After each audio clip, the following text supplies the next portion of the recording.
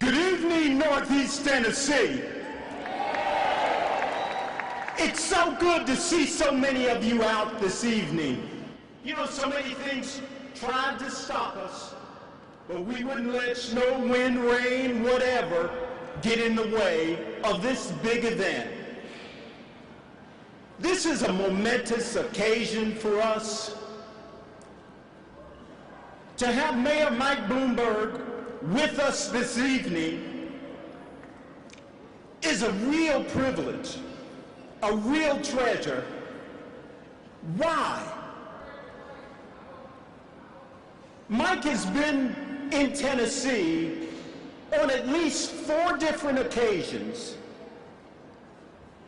And Democrats, how many opportunities have you had to see a presidential candidate come to our communities?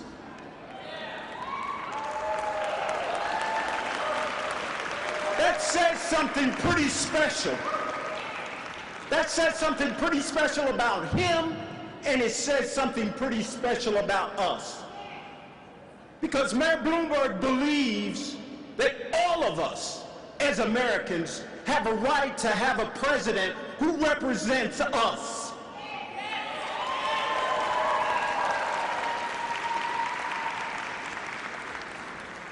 Mike Bloomberg has been serving this country for an awful long time.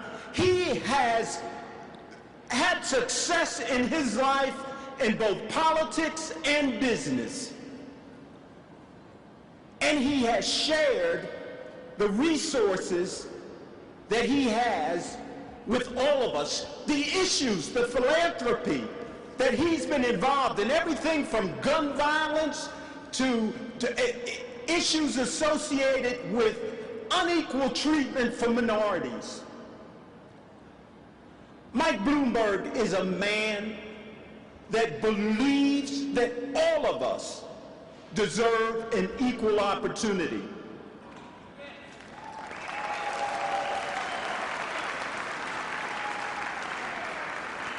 This evening, I have the distinct privilege of endorsing Mike Bloomberg to be the next president of these United States. Mike Bloomberg.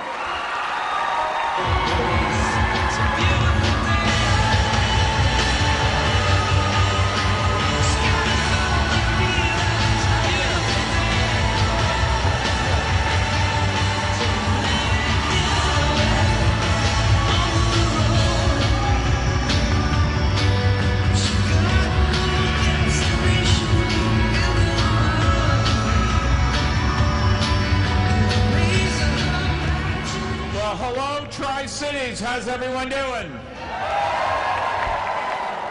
Thank you for the warm welcome, although it is chilly in here.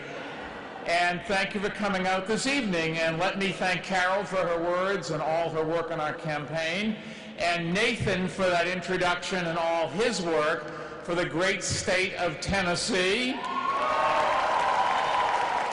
Nathan, thank you for the introduction. That was actually just the way I wrote it for you. Wasn't true.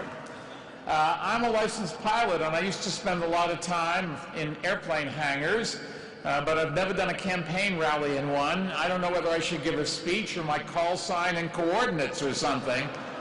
And that is the biggest American flag I have ever seen in my entire life.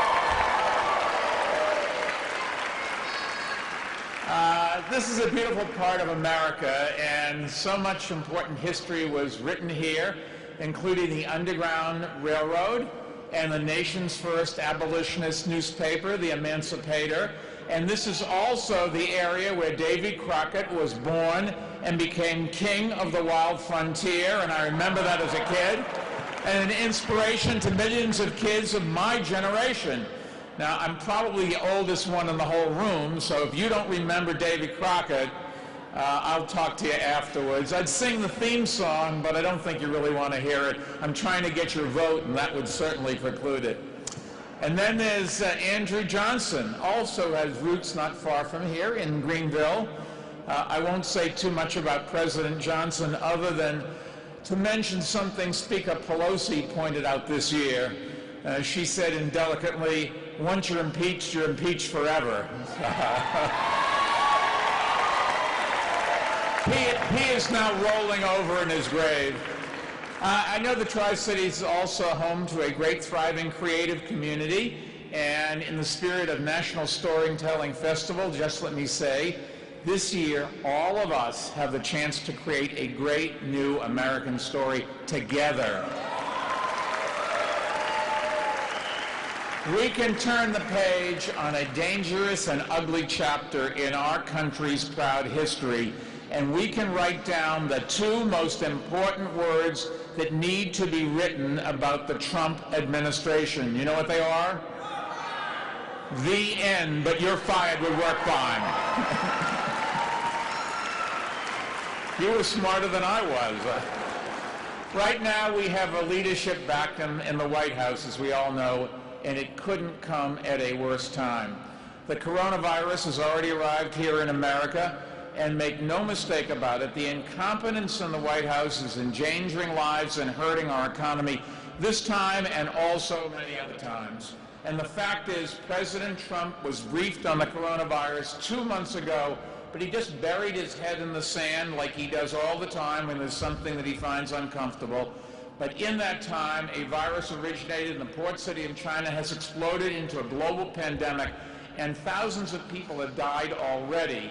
And it isn't just Trump's fault, but it's fair to say that his failure to prepare is crippling our ability to respond now that it's here in America.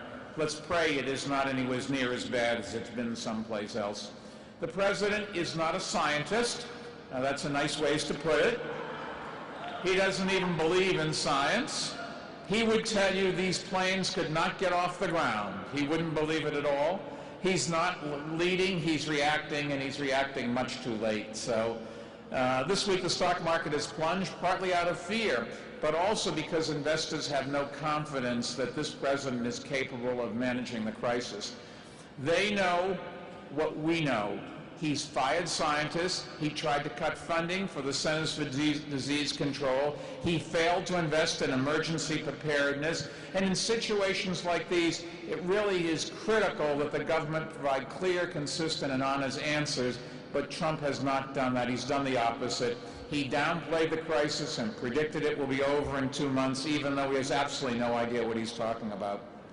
Anyways, let me change the subject a little bit. I've devoted a lot of my life to protecting public health as mayor and through philanthropy, and also at my alma mater, Johns Hopkins, where I've named the School of Public Health. And now, I didn't invent the science, but I gave them a lot of money so that we would have a School of Public Health that can help this country and know what's happening and protect all of us. I am very proud of it. I've also built a global business and have spent a lot of time traveling overseas, so I do understand the interconnections of the global economy. And I understand the economic damage that bad policies can cause, whether they're trade policies or health policies. And right now, the market is pricing in the president's mismanagement and incompetence, and we're going to have to pay a heavy financial cost for that, in addition to the even more serious health costs that we face. I think it's fair in times like this that we need strong, proven leadership in the White House.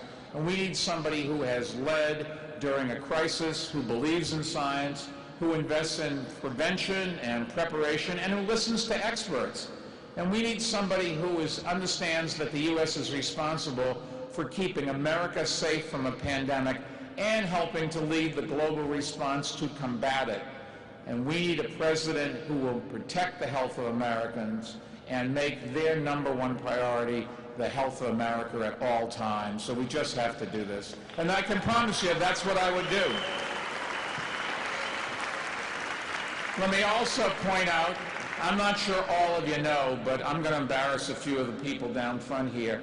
They have these red shirts on and they say, "Moms demand action." And if you don't know who they are, I can just tell you, they are the ones that are trying to get us sensible gun background checks across this country. And they really are my heroes. So, and you're a survivor. A survivor means somebody in your family or a friend has been killed by gun violence. And so when you see them wearing a survivor thing, just think about that. That could be any of the rest of us there, but for the grace of God. Anyways, to get elected, first I've got to win a primary. And today, that's what it's all about. This is my 4th trip to Tennessee. First time in this city, but thank you. And we built a great team all across the state. Everyone is hard at work, and we now have only 4 days left to Super Tuesday. So between now and Tuesday, I hope all of you will help our Tennessee team get out the vote. How many of you already voted? Did you vote the right way? If not, you have to go back and ask for your ballot back. And I hope you tell your friends and families and neighbors just how important their votes are. And if they ask you what my campaign is all about, just tell them, I'm running to defeat Donald Trump. And I'm running a campaign for change, and a campaign for sanity, and a campaign for honesty and inclusion and compassion, and a campaign for human decency, and God knows we need it. I am running to restore honor to our government and to build a country that we are proud of, and to start getting things done, and to start putting United back in the United States of America. Now, if you go back to 2016, I spoke at the Democratic Convention in Philadelphia, and I warned that Donald Trump was not fit for the office. Actually, I said a little bit more than that, but I don't have to repeat it. And then in 2018, I worked to help hold him accountable by flipping 21 House seats that made Nancy Pelosi the Speaker and allowed us to begin holding Trump accountable through the whole impeachment process. This year, we all know the Trump strategy: attack Democrats, make their plans look unrealistic, unaffordable, and undoable. Well, that's not going to work against you and me, because we have a record and the resources to defeat him in the swing states that Democrats lost in 2016. And we are going to get it done. We're going to nominate someone at the top of the ticket who can build a broad coalition and rally Democrats and attract independents and moderate Republicans, because that's what we've done in all the 3 races that people helped me in when I was in New York City. We won them all, and we are going to beat Trump again. Now, I know I'm not a typical politician. I have never worked in Washington. I don't make pie in the sky promises. I don't talk until the cows come home. We don't actually say that in New York, but I guess it works out. But if you want someone who talks turkey and who has a record of accomplishment on all the big issues facing our country, and who has the resources to beat Trump, that's what I bring. Look, I give virtually all of my company profits to charity, and I don't think there's a better investment than I can make in the future of this country than spending to defeat Donald Trump. And if you think my campaign is expensive, just imagine what 4 more years of Donald Trump would cost our country. It would be a catastrophe, and we're racing to stop it. A few weeks ago, somebody said to me, "Oh, you're spending a lot of money on your campaign." And I said, "Yes, I'm spending it to defeat Donald Trump." He said, "Oh, spend more, spend more." Now, even though Donald and I are both from New York, surprise, surprise, we couldn't be more different. I campaign on the fact saying, I am the un-Trump. And just think about it. He breaks promises, I keep them. He divides people, I unite them. He's a climate denier, I'm an engineer. I actually believe in science, imagine that. He tweets, I follow facts, respect data, and tell the truth. He looks out for people who inherited their wealth like him while I'm self-made. And I can promise you I will raise taxes on the wealthy, including me, to raise the revenue we need to start fighting income inequality. Now, my whole career, 78 years as of last week, thank you. No birthday gifts are needed, that's okay. My whole career I have been a doer, and I believe we need less talk, less partisanship, less division, and less tweeting. And I do this every speech I give. What about my commitment when I'm president, no more tweeting from the Oval Office ever again? Well, it's easy for me to say, and the press has heard this 1,000 times, but I can't spell, so it's easy for me to say. But then neither can Donald Trump, so what's the... Seriously, I've been pretty blessed in my life, and I think there's nothing that Donald Trump can say or do that can hurt you and can hurt me. But he has hurt a lot of other people, and that's why I'm running, to stand up for every American who has lost their health insurance or lost a family farm, and sadly, that's a lot of Americans. As you know, here in Tennessee, Donald Trump's trade wars have been devastating to American farmers. And since he became president, farm debt and farm bankruptcies have reached record highs. He's tried to cover up the damage with billions of dollars in taxpayer funds handouts. Meanwhile, he has dragged our reputation as a reliable trading partner through the mud, and he's completely ignored the threats of climate change, which are already imposing enormous costs on farmers through flooding and droughts and temperature changes that affect the crops. And today, I have some news to make about our plans to help American farmers. As president, I will end the needless trade wars and start to work to open up markets to all farmers and help family farms compete against the big firms that dominate too much of our industry. We are forgetting our heritage. It's not good for the country, and it's not good for the farmers. It's not good for all of us. So I'll help make more young people and people of color start and grow farms through loans and grants. I'll more than double the investment in agricultural research and innovation so America can continue to lead in the 21st century. And I'll work to ensure equality in the farming sector by fighting discrimination and strengthening legal protection for black farmers who lack proper titles to their land because of the legacy of Jim Crow. And I'll make America, yes, I will make America the global leader in fighting climate change and creating incentives for sustainable, regenerative farming, including healthier soils that store carbon. Now, you've all heard the slogan, Mike will do it. Mike will get it done. And if you haven't, I've wasted an awful lot of money. Well, in addition to helping farmers, that's okay.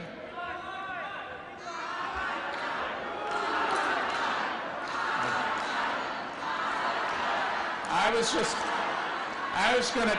was just going to tell him thanks for making me seem like at home. In addition to helping American farmers, let me tell you what the it is. It means winning this November and sending Donald Trump back to Mar-a-Lago permanently. Because getting it done means finally, this is the beginning, getting it done means finally providing health insurance to every American who lacks it and lowering costs for everyone else. And unlike Senators Sanders and Warren, my plan will do that without kicking 155 million people off their health insurance and imposing a massive tax increase on working people like they want to do. It just doesn't make any sense. And getting it done means passing common sense gun laws, safety laws that protect our children and communities. Nothing wrong. Look, the Second Amendment gives you the right to own a gun. We're not going to change the Constitution. But the courts have said we can have reasonable restrictions. We should not be selling guns to people who have psychiatric problems, people who have criminal records, or people that are minors. And that if there's a federal law for gun stores, they abide by that. There's no reason gun show dealers and internet sellers shouldn't abide by the same thing. Some people just shouldn't have a gun. Getting it done means making America a global leader in the fight against climate change.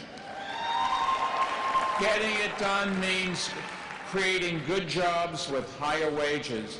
Getting it done means addressing discrimination and inequality. Getting it done means finally fixing our broken immigration system and creating a pathway to citizenship for the 11th and the people who are living in the shadows. And getting it done means protecting a woman's right to choose and appointing judges who will defend that. Now, it won't be easy, but I know that we can do it. Why? Because unlike other candidates, I don't just talk about doing things. I have a record of reaching across the aisle and getting them done. And I just wanted to give you a couple quick examples of getting it done. Other candidates talk about raising teachers' salaries. Well, when I was mayor of New York for 12 years, I raised teachers' salaries by 43%. And you can see the results in better schools and kids that really have a career once they finish school. And incidentally, at the same time, we raise salaries the same amount for our cops and for our firefighters and for our sanitation workers and for everybody. Because if you want good people to provide good services, you got to pay them. We raise graduation rates by more than 40%. Everybody talks about improving health care. In New York, we cut the number of uninsured by 40%, improved health care for mothers and babies, and raised life expectancy by 3 whole years. So if you want to live longer, one thing you could do is move to New York, or you could just vote for me.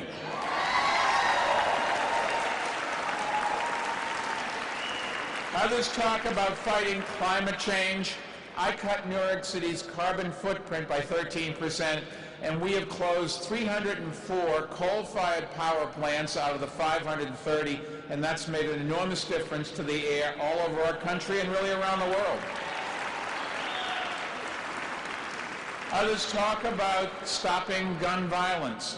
In New York, we did it.